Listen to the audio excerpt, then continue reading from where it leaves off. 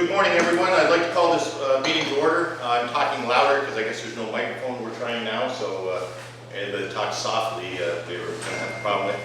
And I understand we have one person on internet watching us. So any declarations of conflict or interest on the commission? I see none. Approval of agenda. I'd like to move number 5, the pit pie report, up following the presentations. The chair of pie has to leave earlier, so that's to get that going. And also move up item 6.1, the Crime Stoppers memo, to following the presentation for a motion to approve. We'll have that right at the same time as the presentation. If anybody has any questions about the agenda?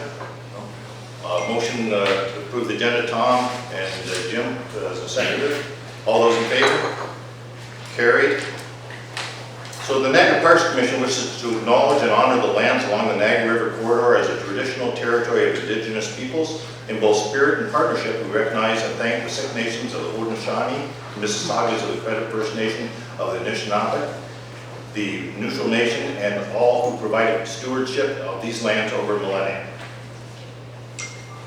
So, my opening remarks. To begin our meeting, obviously you see the gentleman sitting beside me. I'd like to officially introduce our minister, the Honorable Stan Cho, of the newly formed Ministry of Tourism, Culture, and Gaming. We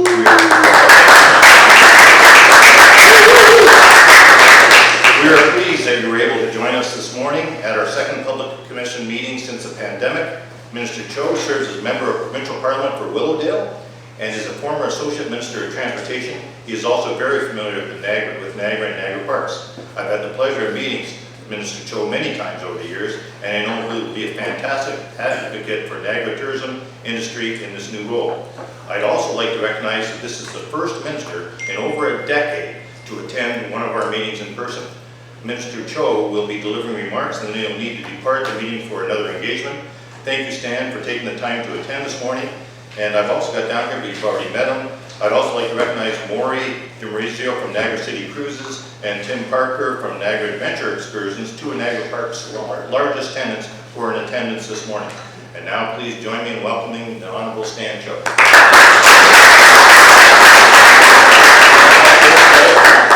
You want me up there, Tom? I'm not important enough to be up there. Well, good morning, everyone. And Bob, I don't know what to say. Thank you for that introduction. I'll actually conclude with my thanks for Bob, who's obviously playing a crucial role down here in Niagara. I want to start with this morning. I walk out of the hotel. Where's Ashley? So Ashley here is our Director of Operations. And she wrote me this beautiful 8-page speech that I'm supposed to read to you. And, in honor of her 30th birthday, which is today. I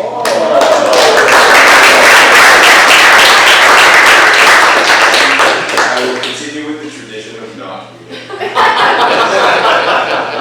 happy birthday to her. And I have Reed Atkinson down as well, who's our new Chief of Staff from just last week. He's one of our best, and I think that's a signal from the Premier's office just how important this file is. Look, I'll start there. July 11th today, June 10th, I got a phone call from the Premier's office saying, you are not to travel on your Northern tour, cancel the whole thing, and be at Queen's Park by 3 p.m. I'm not sure if anyone's been to the cabinet shuffle, but it's probably the most torturous few hours of your life. So we were sitting in this cabinet room, and when you're sitting in that room, you don't know what's about to happen. You start to see new ministers walk in, everyone's congratulating them, and then once the new people have stopped walking in, the old ones start getting called out one by one to go meet the boss. So I was the second one to be called out of the room, and you go into this little vault, a literal vault inside of Queen's Park, where there's just the Premier and his Chief of Staff. And his first words to me were, Stan, we're going to make a change. And then he paused for what felt like but I fully expected that he would have added something else in my capacity as long-term care minister, something maybe along home care. I could never have imagined the words that would come out of his mouth next, which was, I need you, not that, I need you to develop Niagara region. I need you to take on tourism, culture, and gaming. I need you to make this a priority for you. And he said some other things but it was big, bold, and full of vision. And once that had sort of started to settle in, it still hasn't fully. I told the Premier a story that I've told many of you in this room. I know Mayor Diodati could probably tell the story himself. What do you do for this probably 10 times? And get used to the story, because I'm going to tell it a lot, because it encompasses what Niagara region means to me personally. David, I think you've heard this story as well, but it originates about 50 years ago when my dad came to this country with very little. He worked his tail off, he saved enough money to fly back to Korea and look for a wife. And my mom's gorgeous. She's still gorgeous in her 70s. My dad, not so much. In fact, he never lost. But when he was out back in Korea, he saw my mom, who was just stunning. She had a lot of suitors, and she agreed to marry my dad for one reason. Because out of all those suitors, he was the only one that told her, I can show you Niagara Falls. I literally owe my life to Niagara Falls. But as that is true, I mean, Niagara Falls being a world icon, we have work to do, right? Because one of the first things I did after I was shuffled into this role was I started calling my network of Toronto business people, business leaders, community leaders, and I asked them one simple question through those 20 calls or so. When is the last time you went down to Niagara, not for work, but for vacation? And I got one of two answers across all 20. It was either not since I was very young, or never. And so I started thinking to myself, I was like, where would we see that happen anywhere else in the world, a couple hours outside of a country's major metropolis in Toronto? I thought of Las Vegas, I thought of Los Angeles, and the question I had back to everyone is, how many people in Los Angeles would say that very same thing? That they had never been to Las Vegas for a personal vacation. And you can't really, it wouldn't happen, right? Business leaders, community leaders, that wouldn't happen because that is simply not a fact. We have a problem statement there that collectively I think we have a big responsibility to work on. That Niagara does indeed become what it is supposed to be. The crown jewel just not in terms of a natural wonder, but that big, bold destination that is not just a global destination, but indeed to the very jurisdictions that are the economic engines of our country, and I think we can do it. But to do it means we have to stop thinking in that fragmented way. That fragmented way of, well, here's an attraction, here's an idea on a transit line. They all have to work together. We need the zoning in place to incent development. We need transportation links better. We need to think outside of just roads. Perhaps we need to think of our waterways. Perhaps we need to look at downtown, connecting that GO transit station that Mayor Diodati has shown me on numerous times. It is time to think of this as an ecosystem and for us to work together to make sure that we can nurture that ecosystem to deliver a world-class destination spot. And I know we can do it. Forgot to mention Chief Forcier, who I come out of the hotel this morning ready to play a big prank on Ashley on his 30th birthday, and I see police all across the desert waiting in the car. I'm like, what did we do, Creed? What happened here? But thank you for the police escort down this morning, and David for all of your hard work as CEO. And I want to conclude here this morning by saying this vision doesn't happen with the leadership of somebody with vision, with business experience such as Bob, the other chair.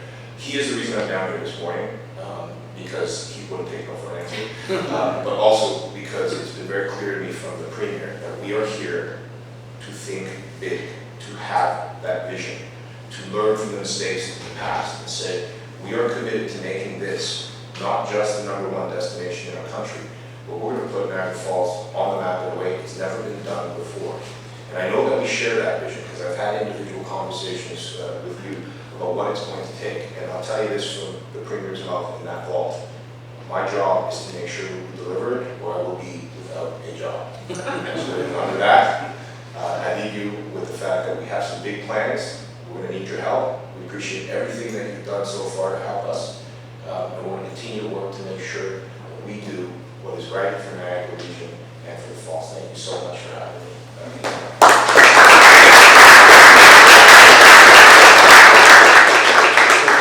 Joe has to leave, but on behalf of our entire board, we look forward to working with you and your team and discussing the major projects we have on the go. I'd also like to introduce Creed Atkinson, who we agree has one of the best names in the world. He's the chief of staff. He's the one that we have to treat right, guys.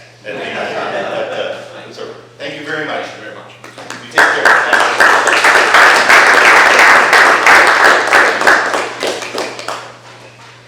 We'll take the rain with us now. Okay, thank you. Next question. So Darla, could you please read out the names of the board members and staff around the table, please? Yes, through the chair.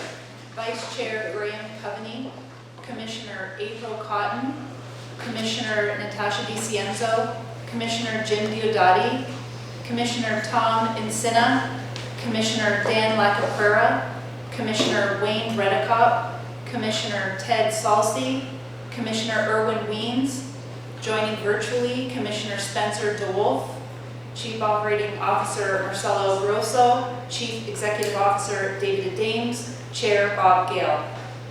Thank you, Darla. Spencer, can you hear us? Yes, I can. Thanks, Bob. It works. Good. So thank you. As this is our only our second public meeting, I'll repeat a few housekeeping and protocol items for the proceedings. For the presentations, speakers will present their material from the podium and answer any questions from the commissioners. Delegations will have 10 minutes to present their material, and Darla will notify if speakers are approaching the time limit. As part of the established protocol, members of the public and media are welcome to attend and observe monthly meetings. However, they are not able to participate in the meeting. While we won't be taking questions during the meeting, we welcome anyone who has a question to submit it through our guest service center by email to info@niagaraparks.com. Questions will be passed along to Darla, who will ensure a response is provided. In addition to in-person meetings, public sessions are also recorded and made available on our website later tonight. I think probably after 5 o'clock, Katie? Along with the presentation files and relevant reports. I'll now continue with my opening remarks. Looking back on the last few weeks since our last meetings, we are officially in our peak tourism season at Niagara Parks. Between the Canada Day long weekend and the 4th of July holiday weekend, our visitation levels have increased across virtually all of our operations compared to the prior year. Congratulations, David. Considering how strong last year was for Niagara Parks, this is a fantastic sign of what's to come for 2024. On June 18th, the Niagara Escarpment Commission held their 50th anniversary celebration on the patio of Queenston Heights Restaurant, a meaningful venue choice given its location above the escarpment and connections to the Bruce Trail. Are you running pictures of things? Okay, very good. On June 21st, we hosted the Power of Music concert with the Niagara Jazz Festival at Oaks Garden Theatre, their signature kickoff event for the Summer Festival Series. David joined me there as well as Mayor Jim for that. The week of June 24th, the Environmental Stewardship Team launched a pilot project exploring the use of goats to target invasive species at Gonders Flats and Fort Erie. This story captured a lot of attention on social media and in the news, and apparently the goats were quite the overachievers, exceeding expectations for how much invasives they could consume. I also learned that Niagara City Cruises have been using animals for a unique purpose as well. When I was touring their facilities, I had a chance to meet the trained falcon they use to keep the seagulls away. On June 25th, we hosted colleagues from the St. Lawrence Parks Commission, one of our sister tourism agencies.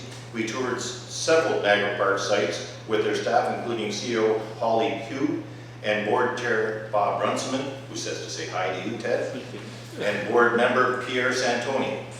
On June 26th, I greeted MPP Daisy Way, Parliamentary Assistant to the Minister of Seniors and Accessibility, who was visiting Niagara and took a tour of the Butterfly Conservatory. This was also the final day of our Seniors Month promotion. On July 1st, Canada Day, we hosted a special citizenship ceremony at Queenston Heights Park. It was an honor to speak at the ceremony and congratulate the new Canadians alongside MP Tony Baldinelli, MP Chris Biddle, and MPP Wayne Gates. On July 2nd, the Amazing Race Canada premiered their new season on CTV. Who actually here? Hold up a hand. Everybody. Jimmy. I don't watch TV, so. Because you weren't in it? Yeah. Sorry, that was a slam. Be sure to tip the waitress and try the deal. Featuring a number of Niagara Parks and Niagara Falls venues for the Amazing Race. I hope all the commissioners had a chance to tune in. This was an excellent representation for Niagara Parks. Our sites looked incredible, especially the power station. If you watch it, I understand we now have a new celebrity in our ranks, Crispin Bottomley. David, does that mean we have to pay more? Maybe. Oh. On July 5th, we hosted the annual Battle of Chippewa Memorial Ceremony to honor and remember those who fought during this historic battle 210 years ago. It was fantastic to see how excited the seniors dressed in red coats were to fire out the cannon for the demonstration. They were so excited that they had asked me if they could do it a second time, and I said absolutely. They were thrilled, and I am happy to report there were no serious injuries. You got to understand, I walked in here, there's 5 or 6 red coats around cannon. I go there and I realize these people are older than me. This is pretty old. And they were so excited to open the cannon. After a minute's silence, Steve was there too, they set off the cannon, knocked us all on the floor. I didn't know that that's the protocol. After a minute's silence, they set the cannon off. So I walked over to them and said, thanks, I would be the shortest chair in history if anybody had gotten hurt with their cannon fire. They said, can we do it again? And I said, you'd like to do it again? He said, yeah. So they all jump around doing the cannons again. It was so nice to see how eager they were and how great this event was. And I thank people like Steve and others for organizing that. Today we will officially be announcing the changes coming into effect regarding the WeGo bus system. As approved at our June 13th meeting, with the current WeGo agreement expiring next month, Niagara Parks will be taking over the operation of the WeGo Blue Line effective September 3rd, 2024. They will ensure that all visitors and residents continue to have access to a seamless and integrated public transportation system to connect them to the key tourism areas across the destination. This is a critical guest amenity, and we look forward to continuing to work closely with the stakeholders and tourism operators across the destination to provide the best possible experience for all when visiting Niagara Falls. We will be issuing a media release on these changes immediately following this meeting. And now we have the delegation requests. The first one will be Crime Stoppers of Niagara with Ernie Sippett, and I see Mike Britton here too as well. So Ernie, if you don't mind coming up to the podium. By the way, does anybody have any questions on what I said there or any comments? We're good to go. Okay. Thank you for coming, Ernie. Thank you for having me. If you don't mind, I can move over there so I can see your presentation. Oh no, a microphone. Never give me a microphone. You have the police here, so he get rid of me real quick. But anyway, I'd just like to say that we've been friends with Niagara Parks for a long time. I was lucky one time to ask David and Dave to come on. We were talking about a few problems that we're having. And for my luck, he brought along Jim Diodati, and it was probably the best show I'd ever had in my life with these two guys. I mean, they were comparing socks. Like, it was just hilarious what these guys were doing. But then I found out how really good these guys are and how much information they have. And I've had Bob Gale on my show, and I've had other people, the chief has been on my show. It's very important this to go ahead as planned. Anyway, the first slide here is just what is Crime Stoppers. So rather than go through, anybody can give an anonymous tip. We guarantee anonymity. The media plays a big role. Like anything from the Niagara Regional Police always has a kicker. Anything to call Crime Stoppers. Law enforcement agencies work really close with us. And this unique partnership that we have already with the Niagara region is terrific. Okay, this is a tip line, just to give you an example. We're open 24 hours a day. We have a person that's live 10 hours a day. The rest comes in on the call, and we receive the messages, and he works on it the next day he comes in. As you can see, that, and this is a period from 2020 to 2022. We're working on another year period because it's gone way beyond where it is. As you can see that in that period, we had 5,057 anonymous tips. We are now receiving 200 tips a day, a week, sorry. David, I even might be doing this. Anyway, but 200 tips a week, every weekend, 60, 70 tips, every weekend, no days off.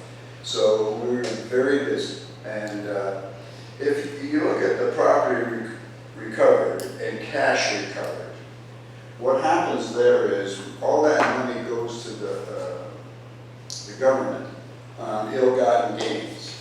And the money is then get back to the region in the form of grants for the police departments. And I talked to Brian McCullough last year. He said that they've never been turned down for a grant. So we do receive funding from the Niagara region of $50,000 a year. So I make no bones about it. But for every dollar we get, we give back $6.54 in actual money that comes to the region to help us. So we have always been a great partner with the region, and we believe in it. So, but I just wanted everybody to remember the 200 tips a week. Yes. Okay, here's the program. This is kind of weird. Our number one program is taking tips on crimes, as that's what started out. Then what happened was a gentleman approached me who was a financial advisor. He said, we need Crime Stoppers to help the elders. And I said, you know, I want to know why. He said, listen, this couple came into me, they wanted to combine their incomes. He made he's American, made a pension of $30,000 a year. That was his income. She was worth millions. So they're going to combine. So they go through all the stuff, and she said, if older people can do it, you can't stop people from combining incomes or something. But what happened was, the minute they had signed the papers, he said to the guy, how fast can I get $250,000 out of that account? And he says, you know, why do you want that? Like, she's got $700,000 in cash in the bank. He said, because I said so, and I want to hire my own financial advisor. So he figured out what the heck was going on. He shredded the papers. Right there. Gone. And the guy said, oh, don't worry, I'll go to another bank. So, needless to say, he phoned the other person, and she said, I took money here last week. The problem is, somebody is going to do that deal for them. Somebody. They have no recourse. They cannot legally say anything. So he wanted Crime Stoppers to become involved because we're the only ones that can legally take a tip, act on it, and anonymity. And so, lo and behold, we end up in elder abuse because we realized, and we got a grant to prove our theories and what we do, and it was very successful.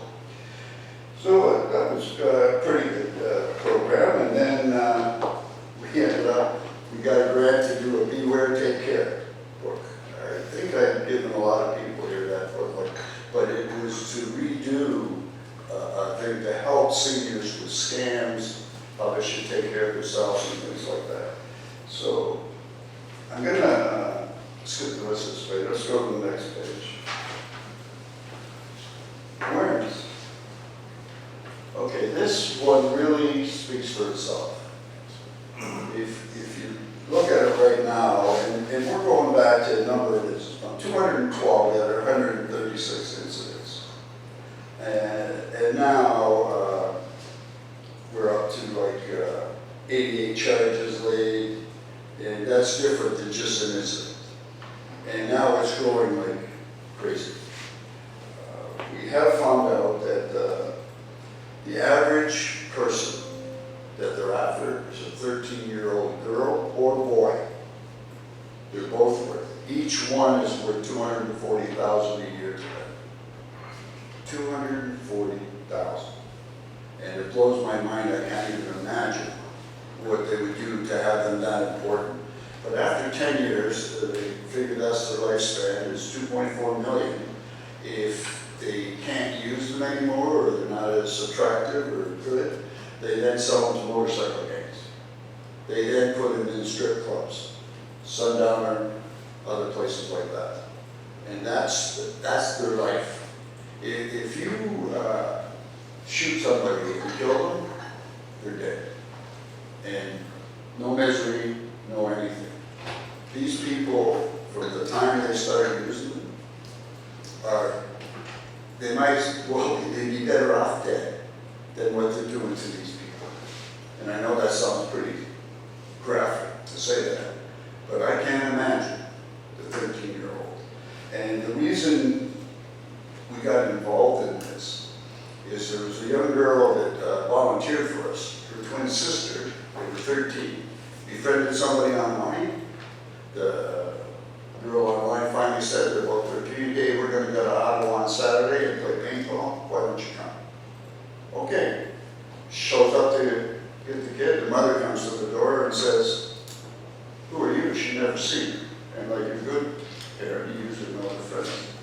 Oh, I'm so-and-so, we're gonna go to Ottawa. And she says, I don't think so. She called her ex-husband, he came over, and he says to her, how were you going to get there? So, oh, all right, it was 3 streets down, about halfway down the street. Really? Finds out what color car it is. He says, wait here. He goes. There's the guy, an old guy in this car, just like she said. He opens the door, being a good father. He says, give me your license or I'm gonna bleep kill you right where you stand.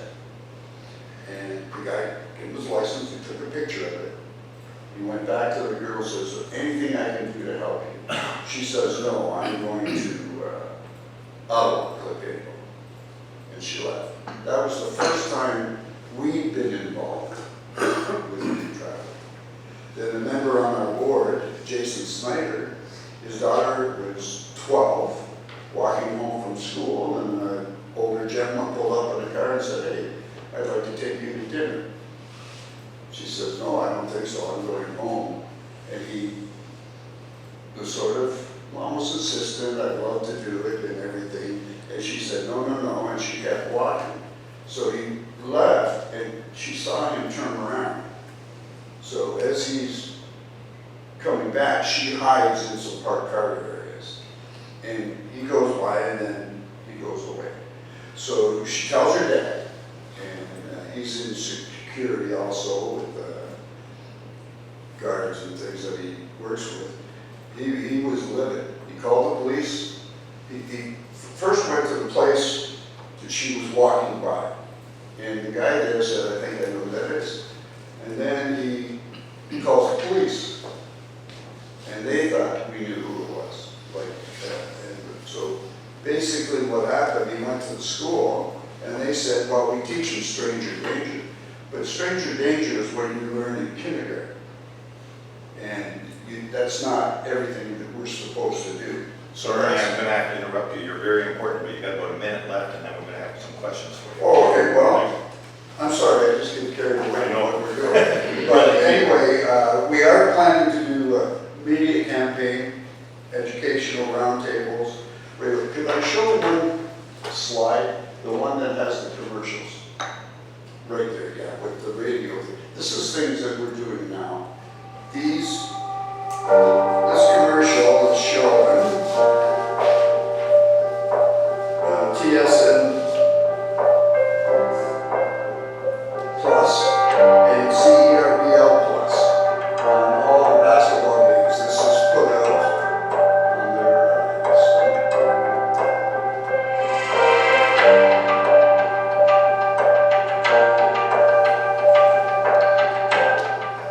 and if I could just have the 2 radio ones. My name is Allie, and I am 13 years old. Did you know, here in Niagara, I am the target of human trafficking? Please, see it, report it. 1-800-222-TIPS. I am Sal, and I'm 12 years old. Human traffickers are targeting me in the Niagara region on a daily basis. Please see it, report it. 1-800-222-TIPS. We are starting a major program with the radio stations, and we're going to be running all kinds of promos, which we would like to include the Niagara Parks as part of the message every time we use it. So we are going ahead. One more thing we're doing is Avondale stores. We're going to be putting huge signs on the bare walls of Avondale stores in the area, and we will include Niagara Parks in every one of them. So we really want to partner with Niagara Parks. We think we can do a lot of stuff. So anyway, sorry about that. Don't stay there, please. So we also have a motion we brought up to be with this, and that's the motion that the Niagara Parks Commission approve the initiative with Crime Stoppers Niagara to be part of the anti-human trafficking communications and awareness campaign. That includes, just to let you know, installing posters at select washrooms, certainly with the approval of the CEO on it. Can I have a mover and seconder for that motion, please, Ted and Dan? Questions to the motion or the presentation? So, Yes, Rowan? so Mr. Chair, so these posters are going to be just at the washroom, or where are they going to be, or do we have a plan yet? Yeah, through the chair, so working with Crime Stoppers, we're looking at the washroom stall doors in select washroom facilities. And how will we be monitoring to make sure that they're not defaced or graffitied, or how's that plan going to be? Yeah, through the chair, so our operations staff are in multiple times a day for cleaning washrooms, so they'll monitor for that. We can replace the signs if any vandalism does occur. Okay. Tom? Through you, Chair, are there any other locations that we're looking at besides washrooms? Because a lot of times, looking at areas where they're going to be off by themselves or anything like that, that even restaurants, even if we could put one in one of the restaurants or something like that, because it gives an indication of whoever is with them that you're maybe in a safe place where in fact they can actually see something like that. And we, maybe down the road, we can entertain something like that. Can I sort of answer that for you? Yeah, it's wide open. We've talked to the Niagara Falls Council and told them that what we're planning with the parks, and the people we talked to were very interested in doing the same things with our program. The Falls, and as we know, is really tight with Niagara Parks, meaning what happens to one happens to the other. But that's what we're planning to do. We would like to put some big signs up.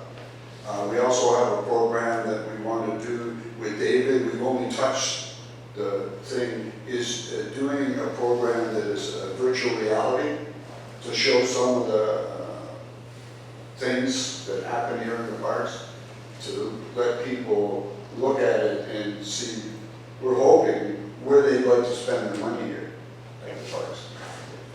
Any other stuff? Dan? Thank you. It's a great program, and I thank you all for doing it. If I may suggest, perhaps the WeGo buses. A lot of people that travel on the buses, and I'm sure the buses all have, a place on top that you can market your services. So if you don't mind talking to David about that. David, I can talk to him anytime. Like, he's just there, and he's very receptive to the idea, and he supports us. Excellent. Yes. Anything else? Jim? Just a question in regard to the human trafficking, the hand signal. Is that shared anywhere? Okay, we have talked about the hand signal. The problem with the hand signal now is people are using it just to, they know it and they use it to see if anybody's going to respond to it. But we are going to put that on the washroom doors. We're also planning to put something where they can call somebody and get help instantly. Because the problem with people who are human trafficking is to get them alone so they can do something. Because they pretty well watch them pretty close. And we know what we speak. We have people on our volunteers that have been trafficked. And the horror stories and what happens just opened us up more. Sorry. Okay, Jim? Any other questions from the commission? Chief Forcier, do you have any comments on this? No, it's been an excellent relationship through the chair, and they do a wonderful job there. It's an important partnership, and I was very happy to see that the commission jumped all over this issue. So, Excellent. thank you. Thank you. So we have a motion from us. All those in favor? That's unanimous. Thank you for your presentation. Thank you very much. Next, we invite Debbie Whitehouse forward for her presentation. Debbie Whitehouse is chair of the Niagara Parks Foundation. You all should know her from working at the parks. So Debbie, if you don't mind coming up. Sure. Stephen, are you going to come up too, Stephen, or are you going to stay there? Whatever you like. Your call. No, that's your call. By the way, anybody that's in the public that has to leave, it's public. So I'm not asking you to leave, Tim. Oh, I'm going to make more coffee because it's fire. Debbie, you have the podium. Thank you. Thanks, I'll just wait for Darla to keep things up here for us.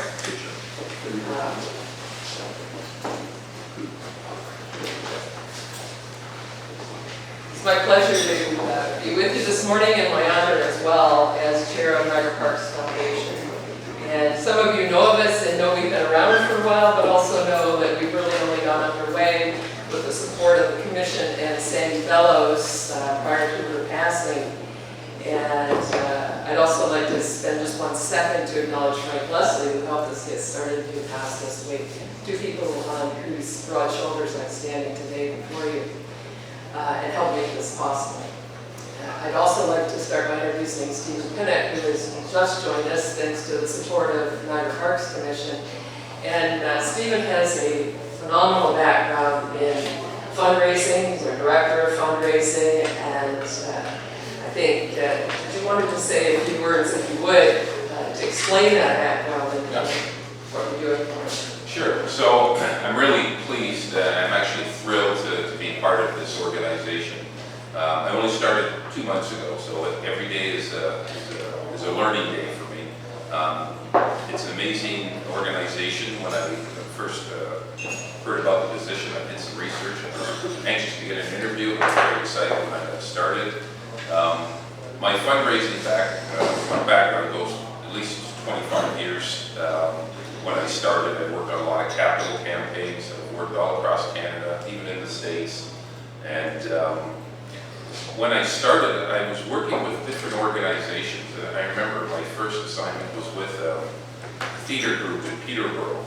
And I met this woman, I interviewed her, and she told me that, she said, giving to art is just as important as giving blood. And it still strikes me today. But what it taught me was people are very passionate about causes that they get involved with as volunteers.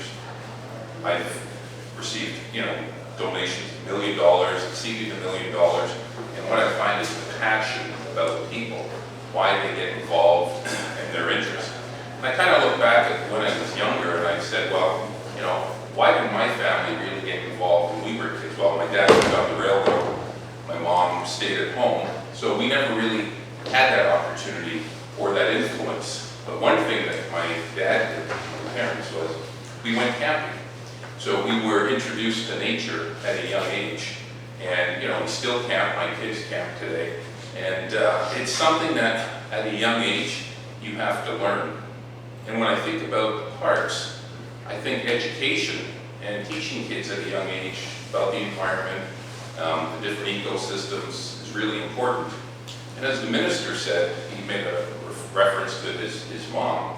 When I started, I looked around and I said, geez, it's such a spectacular place. We get visitors from all around the world. I kind of just messed around with Google, and I wondered, how many people actually go to the Grand Canyon every year? And I looked, it was like 5 million people. Wow. How many people go to the Eiffel Tower every year? It was like 7 million. And I looked how many people visit Niagara Falls, and that was like 12 to 13 million. I thought, geez, that's a lot of people that come here. It's enormous. The only 2 heavy hitters that beat us would be the pyramids at 15 million and Disney World at 17 million. And I thought, well, how is it that, and I think, the minister said the same thing, how is it that people, kids up in Owen Sound can't come down here to see such a spectacular park, or kids in different parts of the province? So I just said, amongst myself, I said, we got to start planning that every kid in Ontario should come down here, because once they see the park, guess what? They may want to start to get involved in horticulture, they may want to become an arborist, their career paths could change. So it's really important, the education, the stewardship component. That's one thing I'd like to bring, but also try to raise as much money as we can for the parks, because it's a spectacular place and there's a lot of projects. So hopefully I didn't exceed any time. Thank you.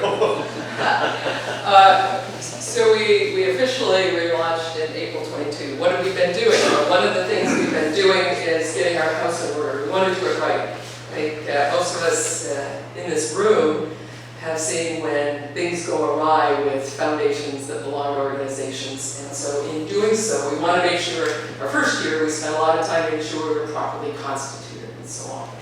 We also took a look at what are their grants that will support the things that the park is doing that we agree on as priorities. You mentioned goats this morning. That's one we help support.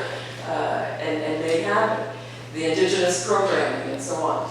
But we are a registered charity. We are entirely a separate entity, business entity from the Niagara Parks Commission, and we have our own board.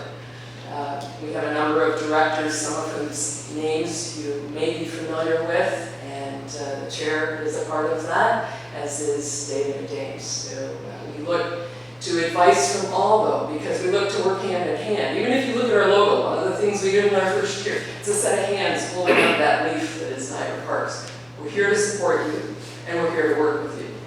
And we heard the minister say this morning, it's all about working together.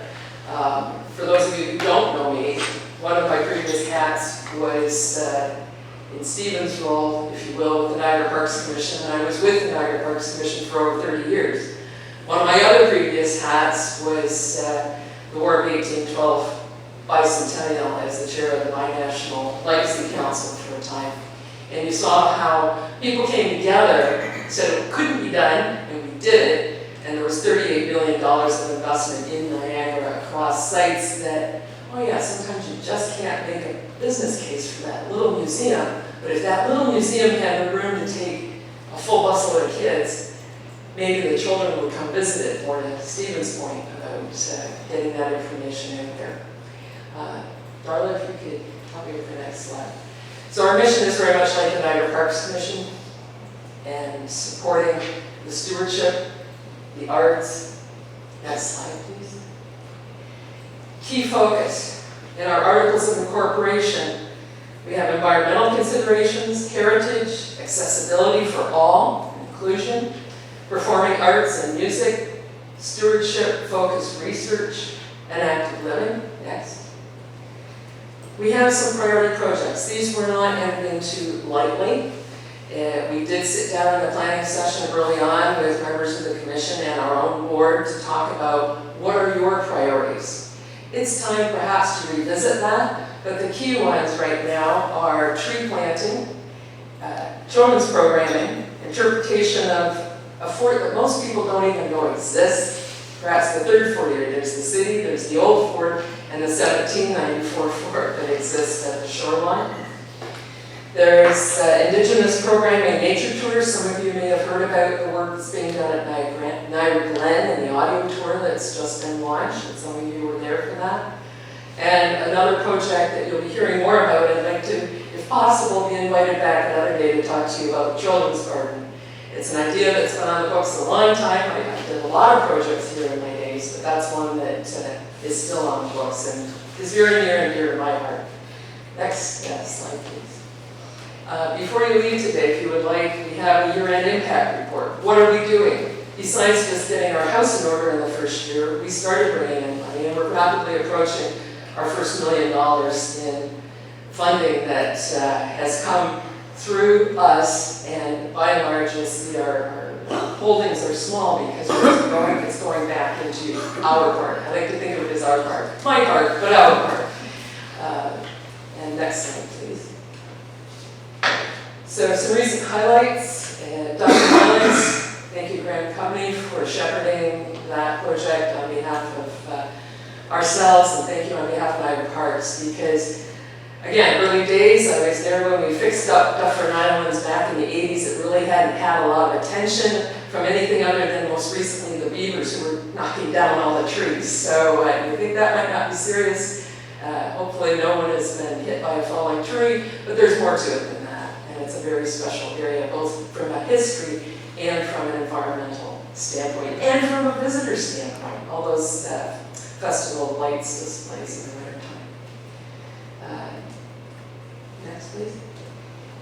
We had the opportunity to plant an Indigenous garden at the Nature Center at Niagara Glen. And if you look at our report, there's one little blurb in there about I had the pleasure of planting a plant, a sunflower, with a young man who'd never held a shovel in his hand before. There are a lot of new Canadians, there are a lot of Canadians that grow up in high-rise buildings, and they never touch the soil. And yet, if you saw the recent news about Robin Williams, who is the former chief medical officer for Niagara and is a child mental health advocate, she speaks much to the epidemic of mental health issues in young people. That's something that children's gardening will be important for when it comes. Next, please. The tree planting goes on. It's part of Niagara Parks plan, master plan, that a number of trees get planted every year, and we've been working with the commission to make sure that number is exceeded every year. There's been, most recently, a student fundraiser. A young student, through their mother, heard about what we were doing. She went out on her own and raised enough with her friends and family and others to plant 12 trees in the park. I think that's a good news story. Here's a young person who's absolutely turned on to what we're trying to do.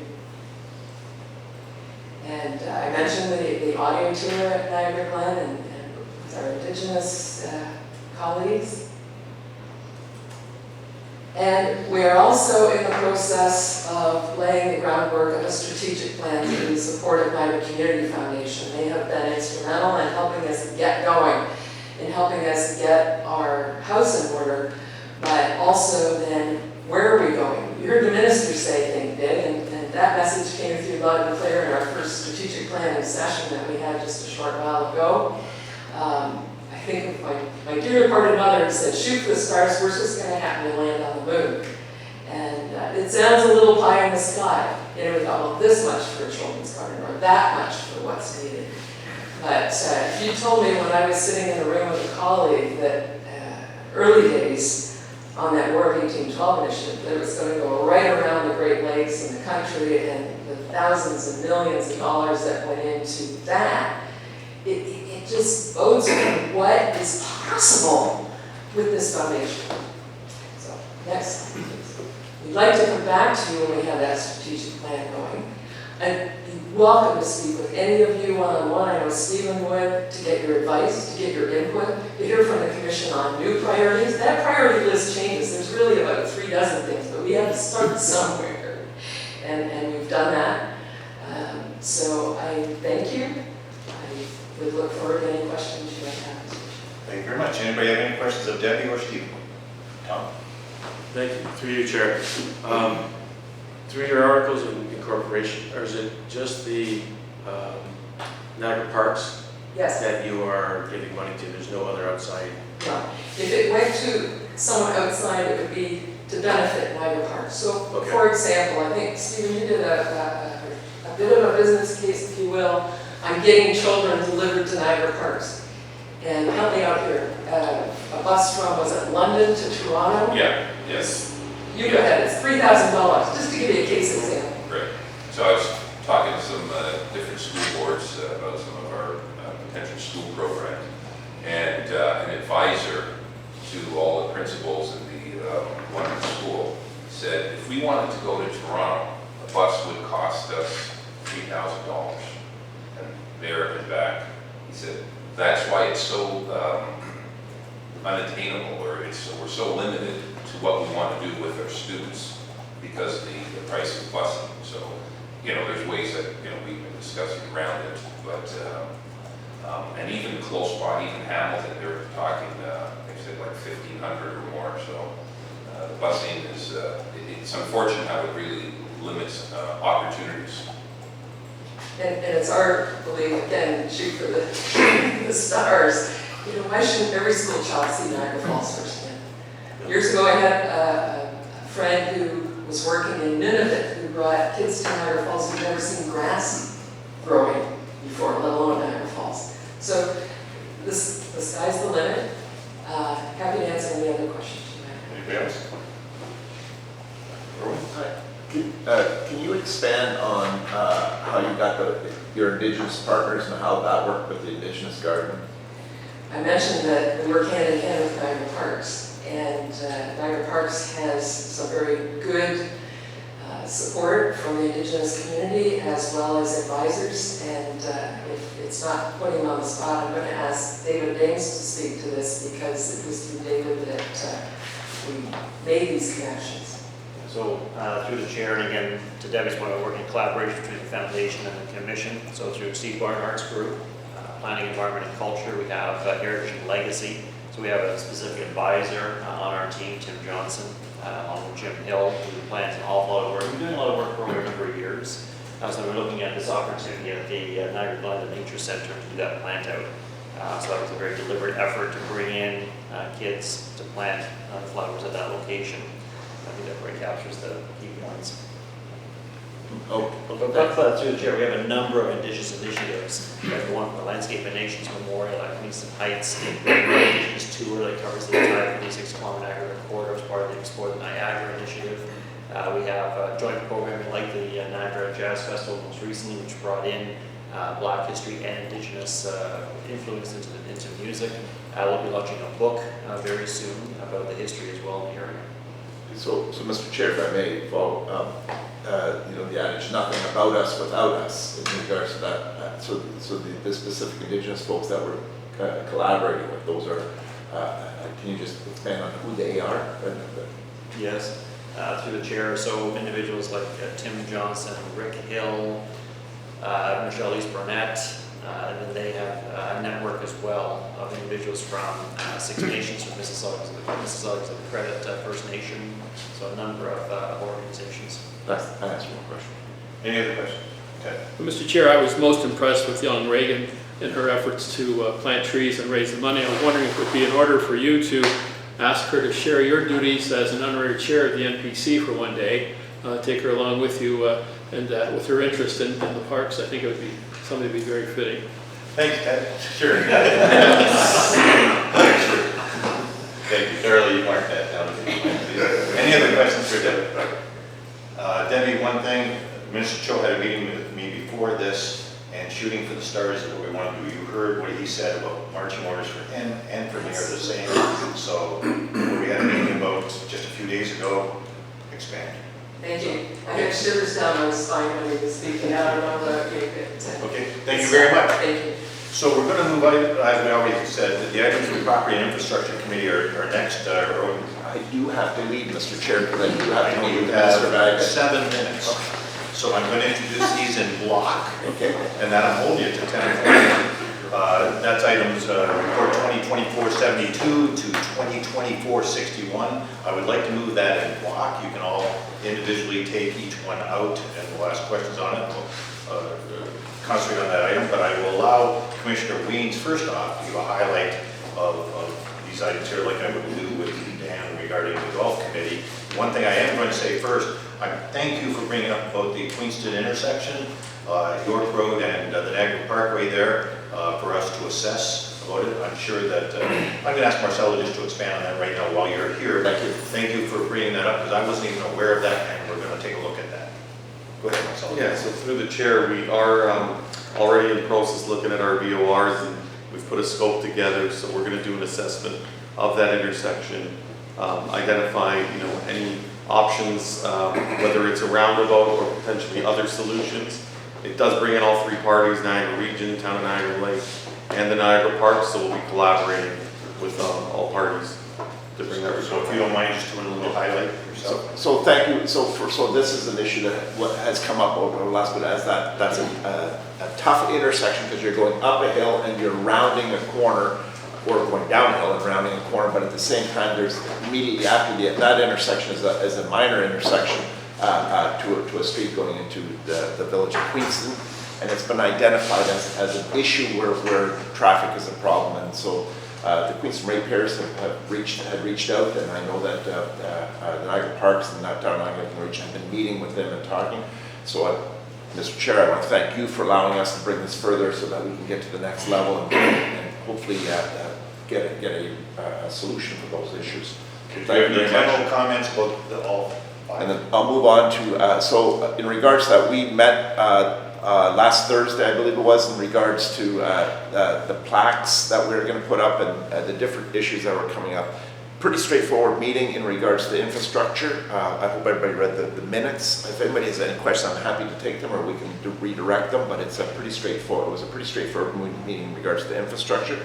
We did talk about about where we are with the monies allocated and what has been spent and what's still to go, and so we are on a good track for meeting our obligations for infrastructure. I'm very pleased with how the parks is coming along, but if I'll take any questions. Does anybody wish to pull any of these reports for comment? Wayne? Yeah, 2024, 66 of the minute. Okay, go ahead. So I need some clarification with respect to this. We were told in May that the project was being put into abeyance so that an opportunity for a larger project could be pursued. And that hinged on information from the provincial government relative to whether parcel to the west of the Parkway could be sold or not. What's the status of that? I had a conversation about it this morning with the new minister. That's all I can say right now. So when is it anticipated? I mean, when we were told in May that this was being put in abeyance, we were told that there would be a scoped RFP put out in June. This is now July. What's the time frame then? I don't know whether we said June precisely, but we have to have a decision on whether the property can be leased or sold before we put out a scoped RFP. David, do you wish to comment on that? Yeah, through the chair, so we have issued an RFP to engage business services to look at the valuation either under a sale or a lease scenario for those lands. So that got issued on Monday, the 8th of July. That will be until the 24th of July. And that business case we put together, that will help inform the decision about whether we go with that RFP on a sale basis or a lease basis. Again, for land west of the Parkway, not the Marina Riverside, that would remain under public ownership. Public ownership. In the meantime, could you say what we're putting into the marina at the present time to keep it afloat? Through the report that is before committee now, as we discussed the other month, was about making sure that we keep the marina operational. So we're recommending $1.1 million of capital, mostly electrical, and repairing the shoreline, so the pier, and also doing some repairs and maintenance to the tune of $60,000. That will ensure the marina can continue to operate, meet the needs of the current slip holders who've been very loyal to Niagara Parks and to the marina for a number of years. And the notification to the marina slip holders? Do I have the floor, Chair? I'm sorry. Do I have the floor? Oh, I'm just asking. Sure. Yeah, I think I have the floor. That information is in the report. So what would be the time frame in terms of when we might hear from the government with respect to whether the property can be sold or not? I have no idea. Through the chair, the earliest I would think would be the fall of 2024 now. Okay. And then what would the timing be for an RFP? If in the fall, word was obtained from the government one way or the other, what would the timing be for an RFP with respect to a resort project? So through the chair, typically it would take us a couple of months to put that RFP document together. So I'm going to suggest winter of 2025, put the RFP out. And what kind of time frame would there be in terms of response to that type of RFP? Would it be 2-3 months? Through the chair, given that scope of that kind of development, typically the advice we get from a procurement team is you want to give proponents enough time to put a robust presentation together. So I would think you're probably talking about something 4 and 6 months for a proposal. 6 months from the beginning of the year? Right, from issuing the RFP, give a 4 to 6 month window. Because again, you do want to get that notice out to the market. You do want to give proponents enough time to put together a bid. They'll have to put a technical bid, a financial bid together on that. And I was just a little confused here by what you said about the marina itself remaining in Parks possession. Would it be part of a package in terms of an RFP, in terms of operation perhaps by a proponent in response to the RFP? Yeah, through the chair, I think we'd be looking at a design, build, finance, operate, maintain model for both for the marina and the potential lease or sale of the land on the other side. And with respect to the funding, so this year there had been $5 million allocated to this project for improvement and enhancement of the marina. 1.1 million of that now will be utilized to upgrade the services there to ensure that it's a safe operation for the boaters and the public. The other $3.9 million is going to be taken out of this project and put into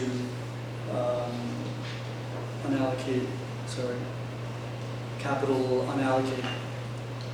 So the status of this project then is in abeyance or canceled?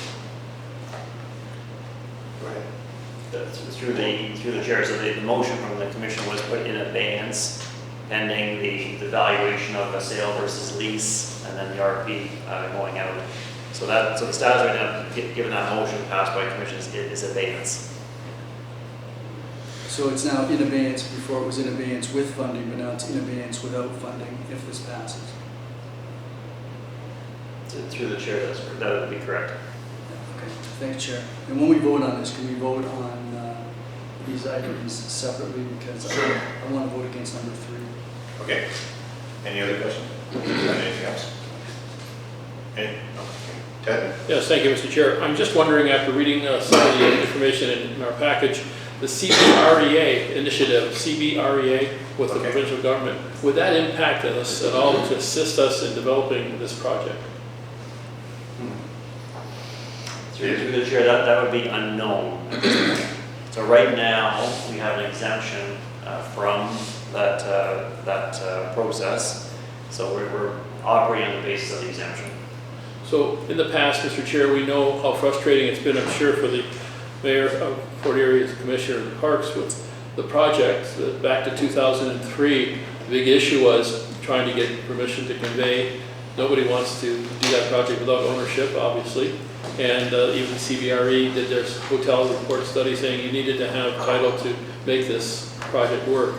I'm looking to see how we could, not circumvent, but how we could avoid that long process of trying to get the provincial government to give us that consideration to dispose of the lands. Is there any course that we can take to expedite the matter further? Go ahead, Nick. Yeah, through the chair, I think that the best course of action right now is to put as strong a business case as possible.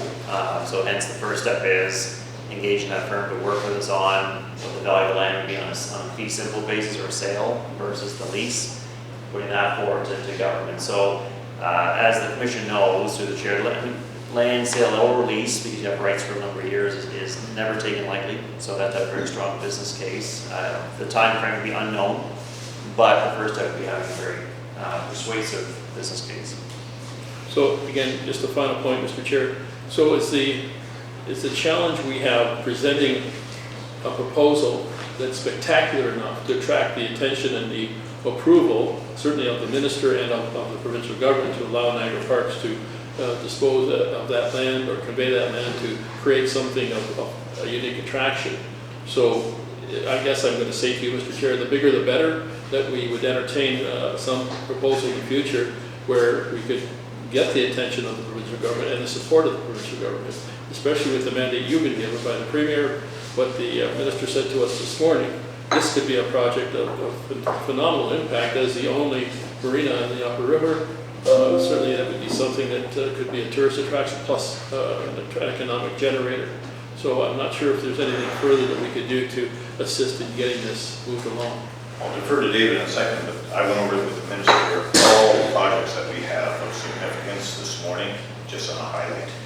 And I'm meeting with him again, and he can get me down here again and do tours of this. So that item there, I leave that in the hands of David.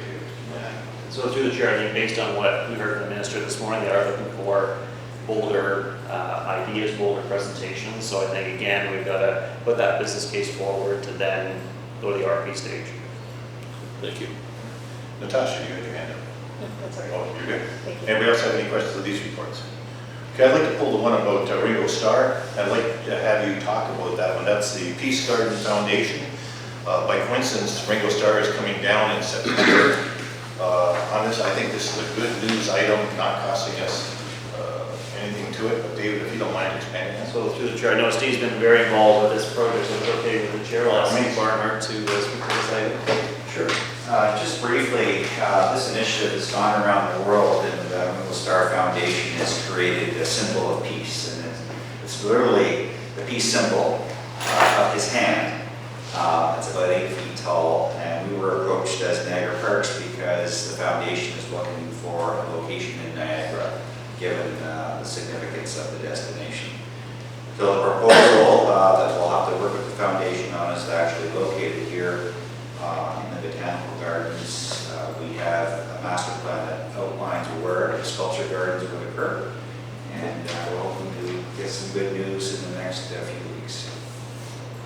And we are going to reach out to see if he can attend this. He's down for a concert in September. I don't know if that's too fast or whatever on this, but. Absolutely. Okay. No other questions on these reports, so do I have a mover and seconder for the last? Okay, we're going to separate out the marina item, 2024-66. So we're going to move first the 6 items other than 2024-66. So the mover for that is Graham, a secondary is Jim. All those in favor of those? Carried. And then the marina report number 2024-66. Can I have a mover and seconder for that? Graham and Dan. All those in favor of that report? So Chair, we're going to deal with these separately, 1 and 2 separate from 3. I'm sorry? We're going to deal with these recommendations separately, so 1 and 2. Oh, okay, so you want to do that, separate okay. from Let me pull that up, thanks. So which ones do you want separated? 1 and 2 together? We can deal with 1 and 2 together and then deal Great, with okay. 3 separately. Okay, on that report, items 1 and 2, the approval of the reallocation of 1.1 and the approval of 60,000 repairs are 1 and 2. Do I need a mover for those 2? Okay, a mover for those 2, please. Graham and Ted. All those in favor of 1 and 2? That's carried. Item number 3 is to approve the reallocation of the remaining 3.9 in capital funding from the Marina Strategic Capital Project to capital unallocated. Mover and seconder for that one. Dan and Ted. All those in favor of that item? Carried. Wayne was against. Opposed, yeah. Opposed, yeah. Mr. Chair, I think I was opposed. I'm sorry, Tom's opposed to it too, sorry. Okay, so that's the property and infrastructure. So now we're back to business highlights, item 3.1. David? Thank you. So thank you very much for bringing up the presentation. Thank you, Bill. So through the members of the public who are here today as well, at our public meetings, we provide summaries of our key initiatives over the past month. So we do a PowerPoint presentation to share with the commission this morning. And we'll just give Darla a moment to bring up that presentation for recording purposes as well. Thank you. With the next slide. And again, the members of the public, we always have this slide here about our mandates that are an operational enterprise of the Ministry of Tourism, Culture and Gaming, overseen by the 12-member board. Keep moving to the next slide. And I'd always like to share the map of our 56-kilometer corridor and territory that we do offer to the public and again, all members of all residents of Ontario shareholders in Niagara Parks to enjoy. We'll keep going. So what's happened over the last little while? The Table Rock Bistro and Wine Bar is now fully open. That opened at the end of May. So continue to make investments in some of our key revenue-producing nodes. We had a number of media come in for activations at that location, and thank you to our marketing communications team, Chris Giles and Katie Watson, for all their work on those initiatives. We'll move to the next slide. The Whirlpool Pub and Lounge, also reconceived for the first time in 5 years, reopened. We know Mr. Parker is one of his favorite restaurants. So it is reopened now, our pub and lounge atmosphere for golfers and for members of the public. And certainly those coming on our Rego bus service to get off of that location as well and enjoy the restaurant. The next slide. Power station at night. So we did also make some adjustments for the Niagara Parks Power Station this year, adding audio tours, self-guided tours, torquing the evening experience as well. So we're looping the evening show currents, we've illuminated the tunnel, and now we have actually more operational hours, and customers are responding to that as well. We had 700 guests the evening, I believe, July the 4th. Next slide. And this is a video that we're going to show. Go ahead, Doug. For the first time ever, our guests have a chance to see the illuminated falls from a whole new perspective right here at the tunnel platform. Available to our guests here, the Power Station at Night experience is really one of the most unique visitor experiences that we offer here at Niagara Parks. Between what guests enjoy on the main generator hall floor and what they'll see when they go down into the tunnel. We have added dynamic LED lighting to all 2,200 feet of the tunnel. This really brings the space to life for our guests in a whole new way and connects the tunnel experience to the current show that's happening upstairs. We've added additional LED lighting throughout the generator hall, giving guests a chance to explore all throughout the main levels of the building. We've really brought the story of the power station to life in the tunnel as well in the evening. We have a new projected archival imagery area showcasing the construction sound installations, enhancing the experience. The star of the show is what we've added with the opportunity for guests to access the platform. You'll have a panoramic view of both the Canadian and U.S. falls illuminated at night. This is also the perfect place to view the nightly fireworks over Niagara Falls. For more information and to purchase tickets for the Power Station at night, visit niagaraparks.com/power. Thank you, Carol. We'll go to the next slide. So we did again talk about those changes to the power station. We'll go to the next slide. The Vintage Art Collection at Niagara Park. So our design team, as part of the communication and marketing team, have designed a very intriguing new line. So a marketing line, but also a merchandise line that our retail team is also leveraging. So that's a photo op wall that's in our retail store at Table Rock. We'll go to the next slide. The Whitewater Walk, one of our 7 attractions at Niagara Parks. We made some refresh elements at the Whitewater Walk. Again, one of those attractions that brings in about 300,000 visitors per year at the Class 6 Rapids along the Niagara River. Next slide. And I know at our last meeting, we talked about weddings at Niagara Park. So here are some of the promotional elements that we have for weddings. So Lisa Surratt, our Director of Sales, and we have our wedding sales team that oversees this area. We have a number of wedding ceremony venues, and we also have our venues like Legends and Queenston Heights Restaurant and Queen Victoria Park Restaurant that host a number of receptions each year as well.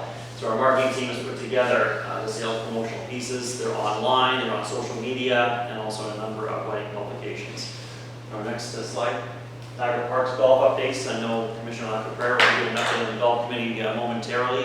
Golf is trending very, very well this year. We get away from these rainy days like yesterday and today, but doing very, very well this year. And again, all access passes gone over very well, especially the midweek. And also tournaments are up this year. So we're basically about 3% ahead of last year, which was a record year for golf. Next slide. Niagara Parks Police under Chief Forestier. So we have a full contingent of provincial offenses officers. You'll see those great individuals out every summer, and also the shoulder seasons now, doing their great work, and all the training and orientation that went on, getting ready for the prime summer season, doing a fantastic job. This year, of course, our sworn officers are also fully engaged. And we have 2 officers at the police academy right now. So the next slide. Mosaic culture. This is really under Charles Hunter and Steve Barnhart, showcasing our horticulture excellence at Niagara Park. So the artist garden at the Polo Show House, we have these spectacular mosaic culture inspired, whimsical horticulture creatures, I'll call them. So here you can see the dragon, there's a Pegasus, there are bees and fish. So I do encourage you to go down to the Polo Show House and check this out. And the next slide, the Battle of Chippewas, Chair Gale mentioned earlier. Again, part of our Heritage and Legacy initiative. So every July 5th, this was the 210th anniversary of the Battle of Chippewa, but every July 5th we're there to commemorate that important battle. Urban forestry management, we continue to be on track to plant net 5,000 trees this year. So our environmental stewardship team has been already on track, planting a number of trees right across the 56-kilometer Niagara corridor. And we talked about the goats earlier. They did a great job at Gonders Flats, and we'll be having a ribbon cutting at Gonders Flats this fall for the wonderful work we've done at that wetland. And here's a video on the goats. We needed help with our invasive species, so we hired 40 goats. These guys are amazing at doing what they do. They can eat invasive species like Phragmites, Japanese knotweed, and even poison ivy. Not only do they eat the frag, they also aerate the soil and fertilize. So it's a 3-for-1. This is also going to help us reduce the harmful herbicides we have to use for this area. So right here at Gonders Flats, which is our recently restored wetland, we want to keep the biodiversity of this habitat because it is very sensitive. We have so many different animals and wildlife that have recently flourished in this area because of our restoration. This project with the goats not only manages our invasive species, but it also educates the community on our sustainable ways. If you want to know more about our Gonders Flats wetland project, please visit niagaraparks.com to find out more. That's Victoria, heads up our environmental stewardship team, again doing a great job on that. And as Chair Gale said, a number of media outlets picked up on that interesting story. I think with that, we'll open for any questions through the chair. Any questions for Dave? I have one question about the rainbow lights in the tunnel of the power station. I was there at, I'll say 3 o'clock on Sunday, and they weren't on. They were a great idea. I think it was Chris's idea, but am I wrong in saying that? I don't want to. Among others. But they weren't on then, is it only at nighttime, but it's dark in there in the daytime, so. Hey, go ahead, Chris. Yeah, through the chair. So the initial thought with the addition of the lights was to help attendance with the evening experience. So we wanted to create a differentiation between people coming in the day and coming at night. So there is a package where you could get tickets for both. We encourage people to come for both. But with the initial launch period, we did want to create some type of difference between the two, so that people didn't feel like they'd already seen it all. So that was the initial thought, but it's something that we've talked about. So the transition after 6 o'clock, so daytime experience from roughly 9 to 6, and then 6 onwards is the evening experience and flip it over. Okay, very good. And no other questions? Dan? Yeah, just a comment on the video that we saw about the power plant and the tunnel. I think the photography there was spectacular, and it would make a wonderful PSA. You know, if we send out to all media. So through the chair, maybe Chris, you can say how we deploy that piece. Go ahead. Yeah, so through the chair, we did do a media release for that leading into Canada Day. Also, when we get into the quarterly communication summary, we'll go over, we did, Kate and I did a number of, with the team, a number of activations with media. So we'll give an overview of that in the quarterly presentation. Right. That was posted on social media and other channels already, so we'll definitely continue to get that out there. Okay, Tom? Just through you, Chair, just one comment. Is there anywhere that we can put a sign that there are no washrooms down there? This was brought up to me a couple times, that, they got stuck down there, it's a mad rush back, and they were sort of, okay, now what, kind of thing. Right. I just bring that forward. So through the chair, I know our staff trying to do their best to give a little heads up to guests before they go down the tunnel to use the washroom facilities. Of course, they're located right near the elevator entrance. In the case of emergency, not to break glass here, but in case of emergency, we do have a washroom behind the elevator in the tunnel. So if you're ever in that situation with a guest, but we do try to encourage our staff team to encourage folks to use the washroom before they go down the tunnel. Perfect, thank you.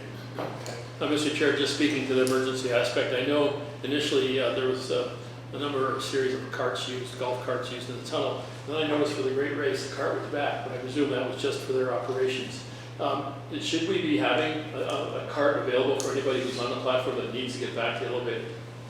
So through the chair, the first year that we opened the tunnel in 2022, we had that cart more visible, etc. What we found it actually created more issues than it solved. However, again, in case of emergency or true need, we do have it tucked behind the elevators to bring out for that, but we're reluctant to have it on a regular basis. Because once people see it, they'll be regular use all the time. And then we have the issue of the attendance level we have now of driving a car through the tunnel and pedestrian and kids running around. So it's a safety issue as well, but in the case of emergency, the cart or the golf cart is there. Thank you. Other questions? Can I move and second to receive this report? Ted and Dan, all those in favor? Anybody opposed? No. Okay, thank you, Dave. Next is the golf committee reports. There's 3. I'm going to move them in block as well. I'll have a mover and seconder for these, please. Tom and Graham. Dan, do you have any comments first off before? Just very quickly, we had our first meeting last week, and it was basically an information meeting. The whole idea of having the golf committee is to not only ensure that the path forward is as good as it's been, and an improvement from last year, and I think David mentioned a 3% increase in playability, but to also enhance a player experience. And what that entails is basically having observations made by a commissioner, or anybody else for that matter, and to kind of study what it is that we need to do to improve players' experience, and that's really the bottom line to it. Thank you, Mr. Chair. Thank you. So we have the 3 reports, a summary of recommendations, the golf committee terms of reference, and the golf operations review. Any questions on any of these items? Seeing none, all those in favor of these? That's unanimous. Thank you.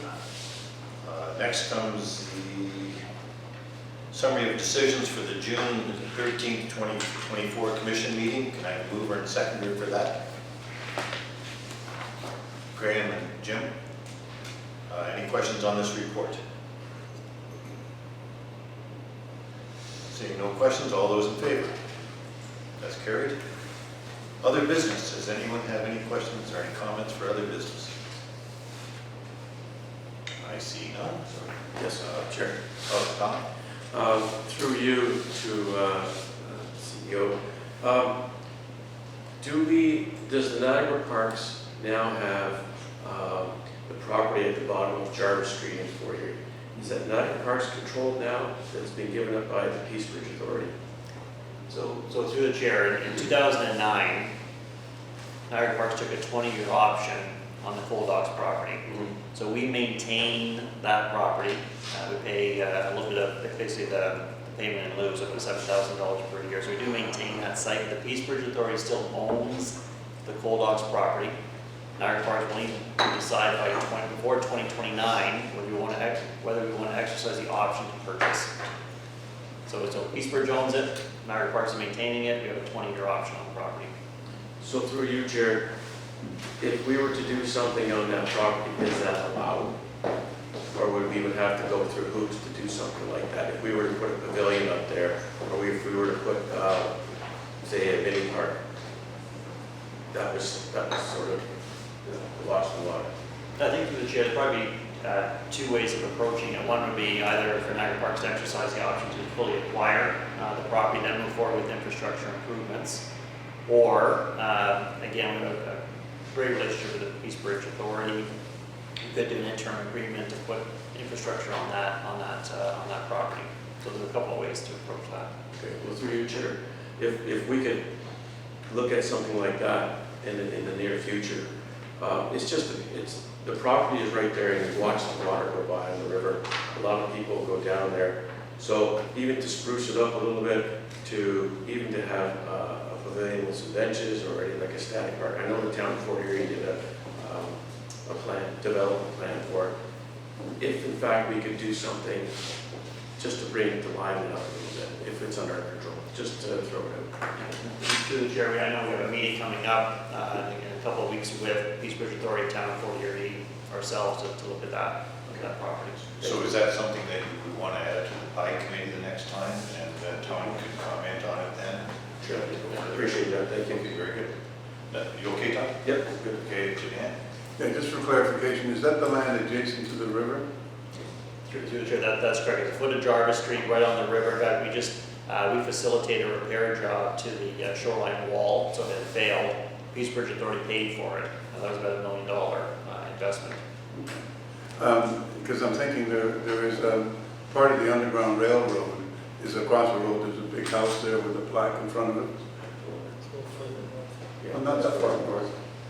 Not from Jarvis, it's one block. It's 2 blocks. Is it 2? Okay, they're short blocks. But I suspect that the land we're talking about is right across the road from there, correct? It's in the vicinity, absolutely. All right, so maybe we ought to join the two together and somehow, honor the Underground Railroad and what it served. So through the chair, there are a number of Underground Railroad sites on the South Niagara Parkway. There are some plaques there today. We did update the heritage assessment of Birdie Hall.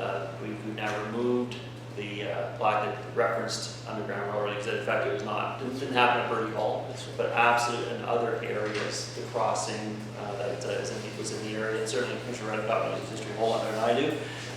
So we can take that back to the PI committee. Okay, Dan? Yeah, thank you. Jim? Is it possible, through your chair, not to get you off guard, anything you could tell us, because we're both in session, about the residential convenience parking pass that we utilize in the parks? Just any update on how it's being received and renewals, or anything that you can share? Sorry, I should have given you a bit of a heads up, so I'll just keep talking until you call it. So through the chair, what Commissioner Diodati is referencing is the annual parking pass that we do have available, not only for local residents, but also for frequent visitors to Niagara Parks. It's $45 inclusive of tax. It's eligible for 2 vehicles. And almost all parking lots saved except for the police loop and the parking across from Almost Garden Theatre. I know we were trending ahead of last year's sales, but Marcel, I think now as the numbers go ahead, Marcel. Yeah, just on the last, maybe about a week old, but around 7,600 passes have been sold so far. In 2023, by the end of the year, we sold 18,000. We seem to be on track to have similar sales. So that revenue is a ballpark? The revenue would be $342,000 currently. No, I mean for so at the end of the season last year, we ended up. The total revenue at the end of the season last year was $732,000. It's incredible. And can I ask, I understand we do it a little different now, so it was calendar year, or it was a 12-month and now it's calendar year, is that how we've changed it this year? That's correct. We wanted to align it with all of our other offerings. It was the only one that was a bit out, being treated differently, so it is a calendar year now. And then did we notify, so yeah, so everybody, we've got. Yeah. Through the chair, we notified everyone we had on file or on email, and we also took a lot of phone calls, and we did extend everybody till the end of the year to give them a year plus, so that they would have a year, that finished the year, kind of a little bit of grace to provide some good customer service. Well, I think that's great. Through you, Chair, one last question is, have we looked at automatic renewal options like they do for gyms? You know, where they don't have to come every year and they can just keep using the same pass? So, you know, based on your feedback at previous meetings, we are looking at that for next year to see how we can manage that for our system. Thank you. So Mayor Jim, not often I give you a compliment. You've really been on this. Kudos That's to true. you. That's the first one I've I think ever so. got. I think so. Yeah. Any other questions for Ted? Just a point, Mr. Chair, I had a couple recently who immensely enjoyed their visit to Niagara. They were looking, actually they were at Table Rock, and they were proceeding north on the parkway, on the west side of the parkway, on the little pathway that we have that connects the bridge to the Tesla Memorial, the Tesla Monument. They, it was at about 10 o'clock at night, just before fireworks, but they had to use their flashlights on their phones to see their way on the black path. Is there any way we could put a series of lights in there just even temporarily to accommodate these people, because they found it somewhat disconcerting in terms of maybe being treacherous, so they use their phone lights to light the path. Is there something we could do about that? Is this another item for the PI committee? It is, and I think through the chair, I think we're going to comment on this one too. Yeah, so that comment has come up a couple of times. We have it in our plan for next year's capital. We're going to bring it forward. The challenge with that path, it's sitting right on top of a tunnel infrastructure, so we're going to have to look at, we're working with Steve and the team, we may just reposition the path, widen it, add lighting to it, so it's a little bit of a bigger job. We'd like to bring that forward to the PI committee, and then we can take it from there. Thank you. I'm sure, Mr. Chair, the staff would consider this, even those temporary solar lights, just to show people that there's a walkway there that they could follow. Would be too expensive, obviously, to do this on a temporary basis, but I was just a concern that was brought to our attention as being a safety issue. We'll take that. So for the members of the public that might be watching, the PI committee is property and infrastructure. I just want to make that clear. Thank you, Mr. Chair. You have fun with that comment. Any other comments for other business? Okay, the date of the next meeting is Thursday, August 8th at 9 o'clock a.m. here at School of Horticulture. Can I have a motion or a resolution to move into closed session? Made by Jim, seconded by Natasha. All those in favor? That's carried. Thank you very much, everybody, for showing. Now I have to show you the door.